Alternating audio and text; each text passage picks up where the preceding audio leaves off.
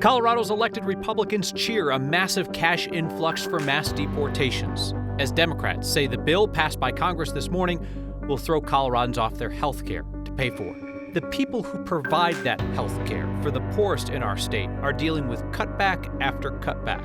And then just got a big slap in the face last week. When Denver police said immigration agents couldn't access the city's license plate reading cameras, that wasn't true. And it's that time of year again, when law enforcement says they're going to write a bunch of fireworks citations. So we're going to be very busy this week. And then they don't. That's tonight on Next. It's big, all right. Whether the bill is beautiful depends on which Coloradan you ask.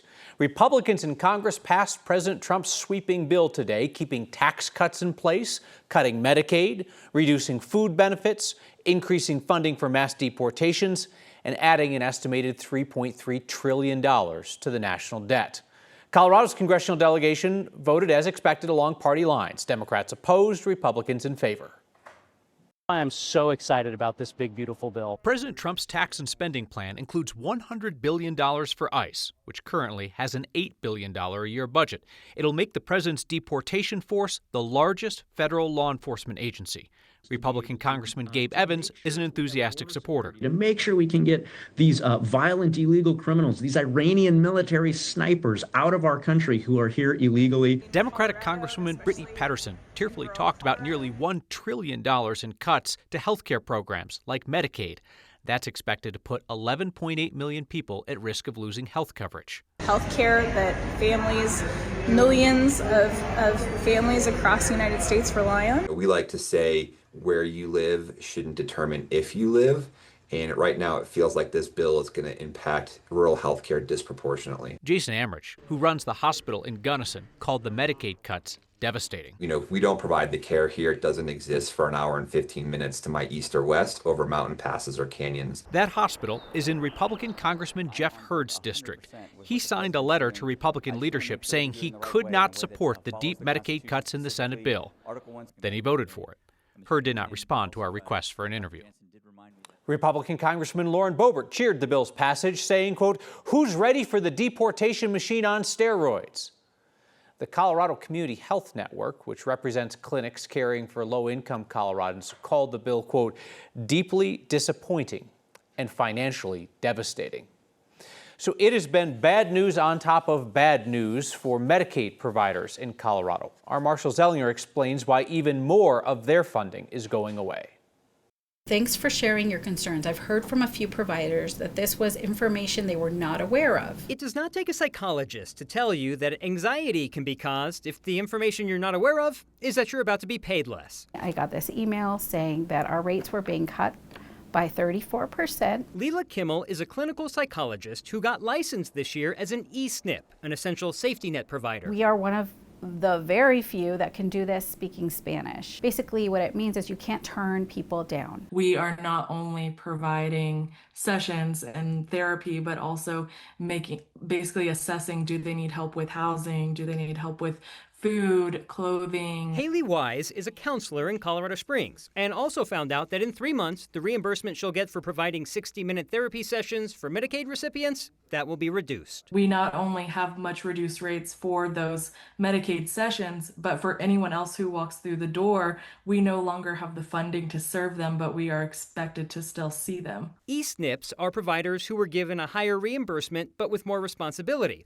Even if they cannot care for someone who comes for help, they are responsible for finding that person help. If we are full, my admin team has to find somewhere else for them to go and set appointments up for them. What happened with eSNPs is we saw a lot of 60-minute psychotherapy services, which is not the area where we need to prioritize our very precious and limited Medicaid funds. Kristen Bates is the state's deputy Medicaid director. She explained that budget constraints have resulted in the reduction of reimbursement rates for therapy sessions, higher rates that were always meant to be temporary. It's not in the safety net fact sheets. It's not in anything that I have read. Wise pointed to this December 2023 fact sheet on eSNPs. Once approved, they'll be eligible for enhanced payments. They were not told that it was temporary in that communication. I do wish that we would have been more clear that this was not a guarantee for infinite amounts of time. Here we are, July 3rd, and just a couple days ago, I found out we were losing all of this.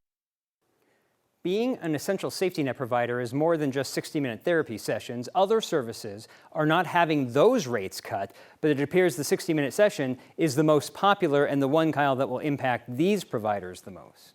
And so now we're starting to see how the federal cuts interplay with the state cuts, and there's going to be a big scramble at the state level to try and fill some of these gaps. Yeah, and this was before Congress voted today. So just imagine a year from now, if these E-SNPs can get 90 days notice. So I guess 3 months from now, maybe if the budget is even worse, they could be like, oh, we're going to have to reduce even more. That's possible. All right, Marshall Zellinger, thank you.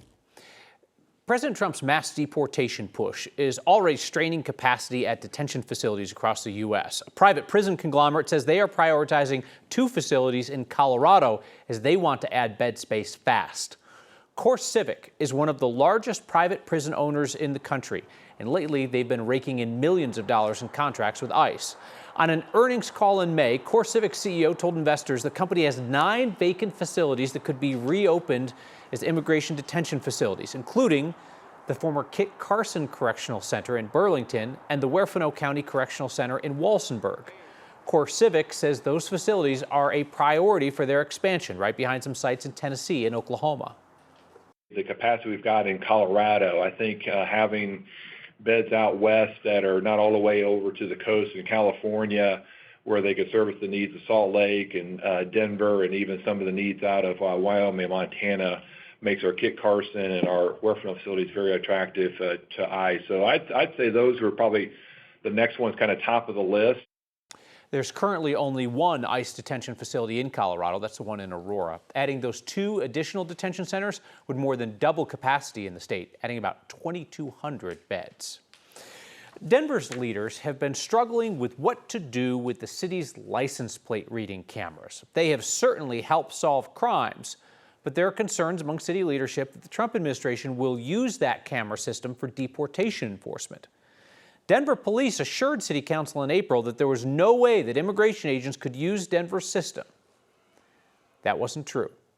Our Spencer Soisher's been all over this story, and Spencer, despite what the police department said, you found that Denver's data was available to outside agencies after DPD said the data had been removed. Yeah, the Denver Police Department said it requested to be taken off of the national network on April 8th after city councilors expressed concerns that the cameras could be used for immigration enforcement.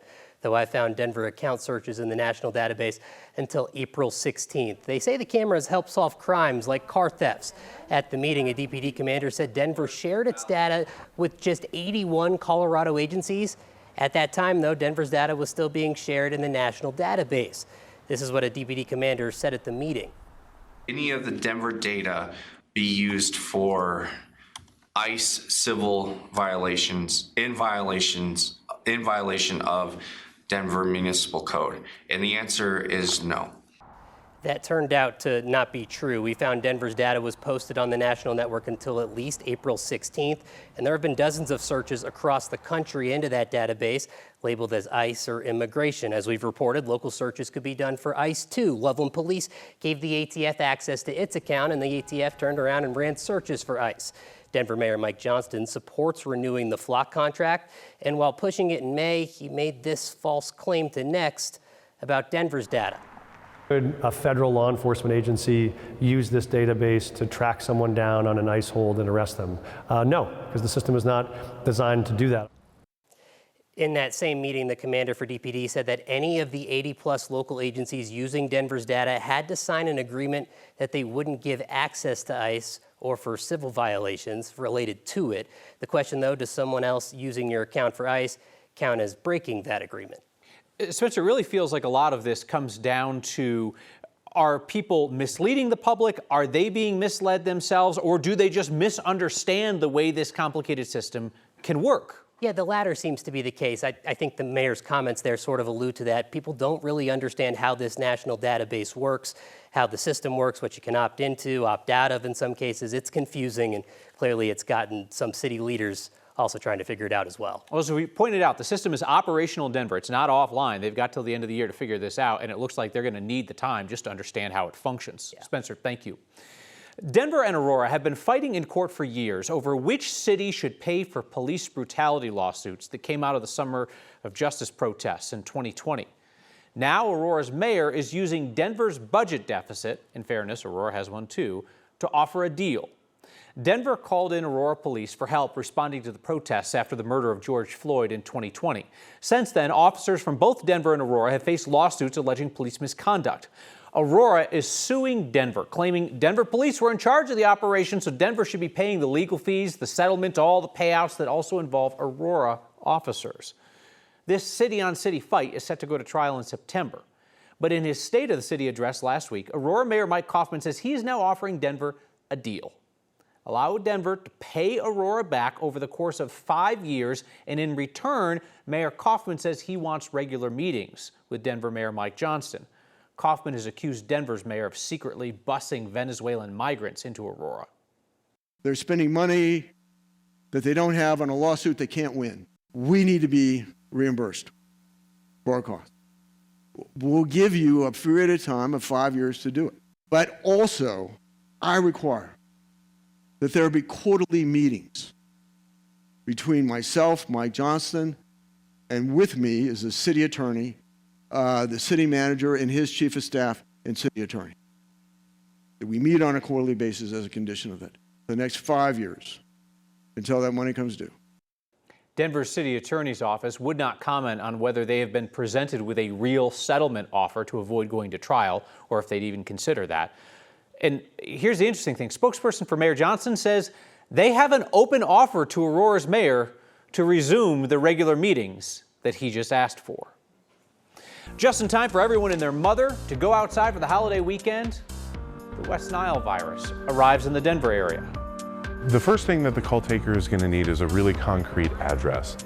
Every year, law enforcement threatens to write a bunch of illegal fireworks citations. Every year, it's like bombs over Baghdad out there, and yet very few people get cited. That's next.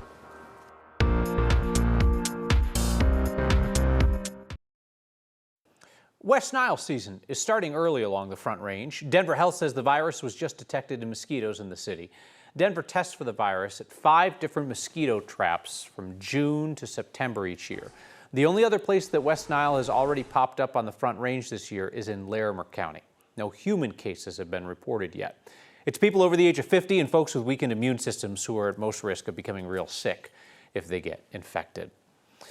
Chris Bianchi, as we head into the mountains for this weekend, folks need to be aware the chances of doing dumb with fire much greater there than here on the Front Range. Yeah, Kyle, as you say, the amateur fireworks shooters offers, please do not do that in the mountains. It's a very different situation for us west of the Continental Divide. Now, 44% of the state of Colorado, as of this morning's update, is in a drought. Almost all of that, 95% of that is west of the Continental Divide for us. So just please keep in mind, there are stage 1 fire restrictions in a lot of these different counties. Point being, basically most of the mountains are under at least a stage 1 fire restriction. That means no personal fireworks in most cases, and campfires need to be within those permanent fire rings. So please here, folks, don't be stupid in the mountains. Now, as we look at the mountains, we are seeing some beneficial rain that is leading to some of those showers and storms. We'll see some of those push the way down into the metro area for tomorrow. However, the good news is those fireworks shows tomorrow night, including the Rockies Rapids games, looking okay. Until then, though,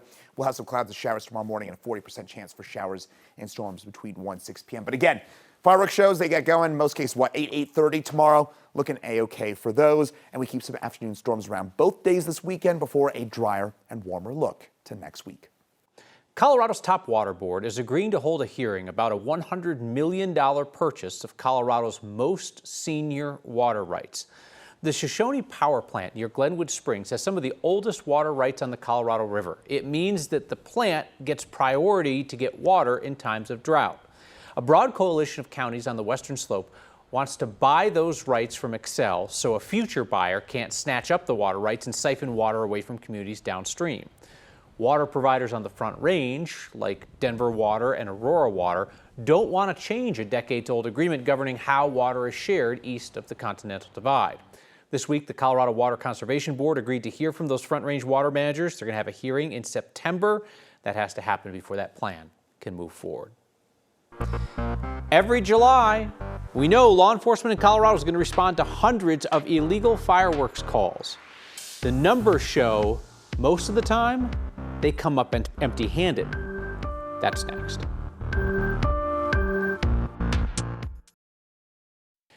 If you have one of those neighbors who's going to be setting off a mess load of fireworks this weekend, take a good look at his thumbs, because he may not have them on Monday. But what are the odds that your neighbor would actually get a ticket if you call the cops? Our Evan Krugel went to find out. And what is your first and last name? Danny Sandoval spends most of his day asking questions. Is he awake? Is he changing color? And what is your first and last name? But this week, in addition to important calls like this one, Danny's line has been ringing off the hook with complaints. So we're going to be very busy this week. Kyle Michelson helps run the Jeffcom 911 Center, which took more than 1,000 firework calls last 4th of July weekend. And tell me exactly what happened. Kyle says most of those people were missing a key thing. We do get many calls where we don't have a concrete point of origin where the fireworks are going off from. And in those cases, we do the best we can, and we're still going to send resources. But it really inhibits our ability and our partner agencies' ability to address a citizen concern if we don't have that concrete location. Perhaps that's one reason firework complaints rarely end in more than just an angry neighbor. In Jeffco and Denver last year, less than 1% of complaints ended in a citation. Be careful in Douglas County, though, where 4% ended with a ticket. In Wheat Ridge, cops tried to use drones last year to find illegal fireworks. 0 of those deployments ended with a citation. So this year, they're switching things up. Last year, we used our drones a little more proactively when it came to fireworks enforcement. I think we're going to change up our tactics this year and really only use them in specific circumstances. Alex Rose says people should still call in complaints, but only calls involving threats to life or property should be made to 911. Firework complaints should instead be made over the phone or online to the dedicated fireworks hotline. So the hotline really takes the load off of our call takers that we're staffing here in the center.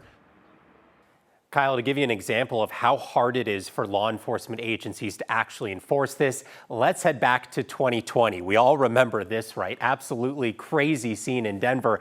Despite all of this, only 47 tickets were issued all weekend long, resulting in a whopping 2% success rate on the thousands of 911 complaints that came in. That pandemic July 4th was something special. I mean, that was like Sarajevo 1993, and I felt like it lasted for hours. Yeah, you didn't need to go anywhere to watch the show. You just had to head into your backyard, basically wherever you were in the metro. Despite all of that, few tickets given. Moral of the story here, you can call in and rat out your neighbor. Yep. Don't expect them to get that ticket.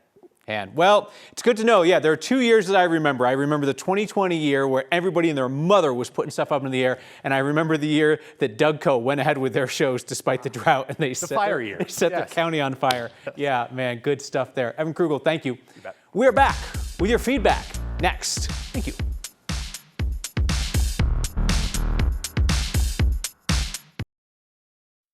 Megan writes, my family's devastated with the passing of the big, beautiful bill. She says, I work a good job, but we still depend on Medicaid to pay for my twin sister with developmental disabilities. She says, I love my country. I don't love what is happening to it. A lot of people will be thinking about the country this weekend on its birthday. A lot of complex feelings. As always, this year's no exception. Rebecca says, Kyle, is that a seersucker jacket? You could join one of those barbershop quartets visiting town. Alex Lewis said I needed one of those straw hats, you know. Have a happy 4th.